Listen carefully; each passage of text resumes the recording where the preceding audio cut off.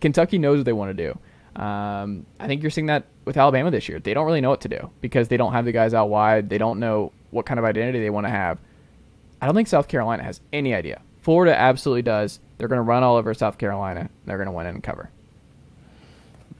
All right. Put it on the board. The Gators keeping it moving. The Georgia Bulldogs. The battle of the Bulldogs. My brother's going to this game. Is he? Yeah, he's going with some buddies to go watch this. What's the drive? Does he have a fever? Oh, I know it. Because the only prescription is more cowbell. Oh, my God. That was a very current joke there. So Georgia goes on the road. I want to say it's like a 5-hour drive. Not too crazy. Because I think someone was kind of like, hey, Georgia fans, 5 hours away, $50 tickets or something, like trying to, I guess, get people to make that track, that's probably, I want to see every SEC stadium in my lifetime. It's 6 hours from me, by the way. That's a drive. 6 hours? Yeah, I mean, it's definitely a drive. I think Vanderbilt's the bottom of the list, of the bucket list of the SEC venues I want to see. 4.5. It's not bad. 4.5? Yeah, it's not bad.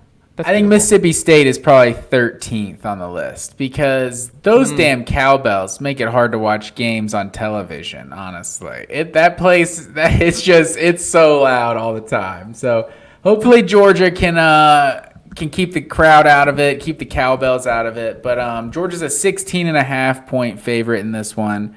And I got some stats for you, sir. I think a lot of people remember Will Rogers playing against Georgia 2020. Throwing for a bunch of yards, almost won that game in Athens.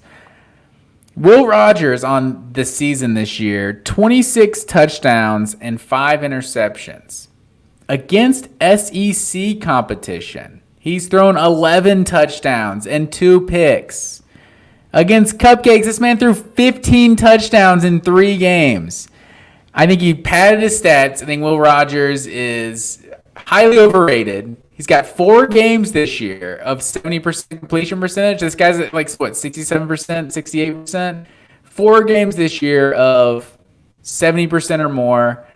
They were 3 Cupcakes in Auburn. Those are the four teams that he actually completed over 70% of his passes. And not 70%, anything under 70 isn't good, but if you're at 68, I think those games are kind of the 80% against Bowling Green and that sort of thing is kind of weighing the stats a little bit. So Georgia comes in with the number 2 pass defense in the SEC, number 15 in the country. However, they have faced the number 1 pass defense last week with Tennessee. And other than that, they faced the 9th, 11th, 12th, 13th, and 14th pass offenses in the SEC. So Georgia, until last week, the passing defensive stats looked really good. And now you've actually seen them play against a good passing offense like Tennessee. They're obviously going to be on the road, and so that could make it a little more challenging. But I think we can all agree that Tennessee is just a better offense. They're obviously not one-dimensional like Mississippi State is. So I don't really see Mississippi State giving Georgia that close of a game because I don't think they're going to be able to stop Georgia when Georgia got the football either. So give me Georgia. This feels like a 41-17 type of game. I think Georgia, it could be a game for a couple quarters because I think Mississippi State's got some ability to make some plays in the passing game. But, man, it's hard. After seeing this defense go up against that Tennessee offense, I know that Sanford Stadium did not hurt Georgia's case at all facing that Tennessee offense, but it's hard to imagine Mississippi State doing better against this defense than Tennessee did. So give me Georgia to win big. Wow. I don't see this being a big win game. You know what's weird is they're the 2 chunk play gods. Georgia and Mississippi State are 1, 2, and 10-plus yard pass plays, but not a lot outside of what we saw from Georgia against Tennessee, where they love to do the short pass, like the Lab McConkey stuff, just Brock Bowers, 20 yards, who, by the way, Brock Bowers, what would you guess his average yard per play when he is involved? Oh, man, he's probably averaging 20 yards a carry or something, yeah. Right? 22 yards every time Brock Bowers, on average, touches the football. It's pretty good. 20. No, that can't be right. That's what it says. 22. What's his average yards per carry? I'm not talking about per carry. I'm saying like every time he just touches the ball, when he has touched the ball. I'm saying, is he averaging like 40 yards a carry? That would have to bring, because he can't be averaging more than like 17, 18 yards a catch, right? I think he is. Hold on. Where is it?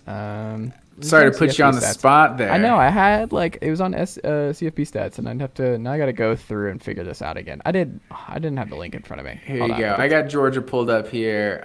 So he's averaging 16.9 per reception. But then averaging 22 yards a carry. See? So he can't be averaging 22 yards a play. It's probably somewhere around 18, 19, but not to shit on your stat there, but it's still impressive what he's doing, without a doubt. Never being nice about Georgia. This has just been an absolute nightmare of a minute. Sorry to fact check you, man. I mean, it's what it says on CFP stats. When I was sorting through the data, I don't know what to. I just hate that I don't have this in front of me. It's not your fault.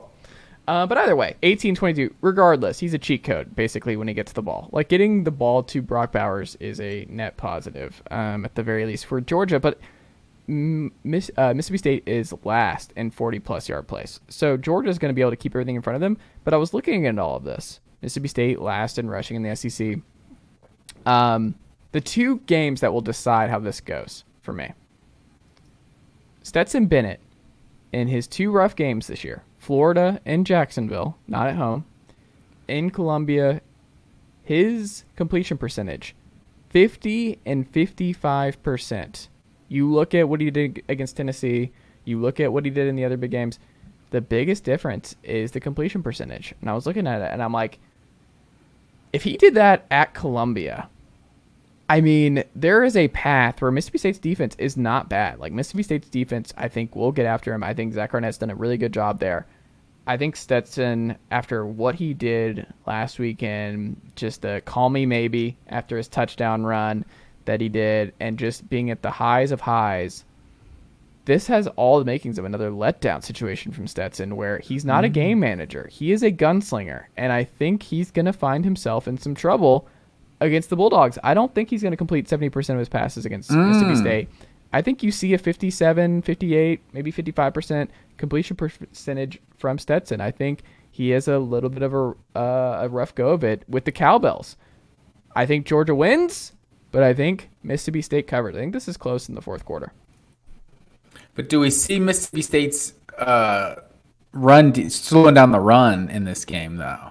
I think so, yes. Like, even if Stetson struggles, it's just, I feel like, fair enough. I feel like Georgia still probably moves the ball well. But I have an interesting stat here for you. Mississippi State has 5 players with 38 to 36 receptions on the season, which I just think is absolutely crazy. That's the whole stat. Their leading receiver has 38 catches. Then they got a guy with 37, and then 3 guys with 36 catches. So, I mean, they got a couple more with 25 and 24. So they're gonna just spread it around to so many different players. Will Rogers has 439 attempts on the season. So I think Mississippi State's definitely gonna go down slinging it. So we'll see if they can get some big plays early, get the fans involved. I think that changes this game completely. I think it's possible. Where are we going next? All right, keeping it moving. Going out West Coast, we got the Washington Huskies at the Oregon Ducks. Oregon is a 13.5-point favorite in this one. And now you're starting to hear the Bo Nix for Heisman whispers going out there. I think he's got like 13 rushing touchdowns on the season. Like, just having a great season. It's funny because I feel like the Heisman conversation is like the same as the playoff conversation. Like, so Hendon Hooker losing to Georgia, like, that ended his Heisman campaign, right? It's over. But since Bo Nix lost to Georgia week 1,